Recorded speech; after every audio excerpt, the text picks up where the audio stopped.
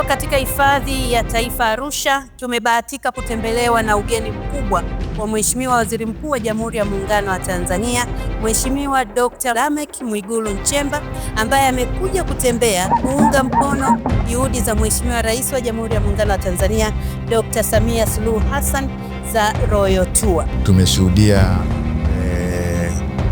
maporomoko ya maji ya ajabu kabisa pale, na kwa kweli palistahili kutengenezewa filamu ya Amazing Tanzania kwa jinsi yalivyo. Tumeona wanyama kwa makundi, lakini na wale ambao wamejitenga. Kwa hiyo nitoe rai kwa wenzetu wa uhifadhi kuendelea kuhifadhi urithi huu ili na sisi tuwarithishe watoto zetu na wajukuu zetu na wote wa Tanzania, taifa la leo na la kesho, kama ambavyo sisi tumerithi kutoka kwa baba zetu na babu zetu. Lakini la pili,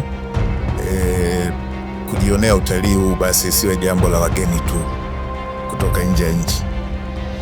Ukishafanya kazi kwa bidii kwa mwaka mzima, tenga sehemu ya kwenda kuona baraka hizi ambazo Mungu alitupatia wa Tanzania, ambazo ni mali na urithi wa kila Mtanzania.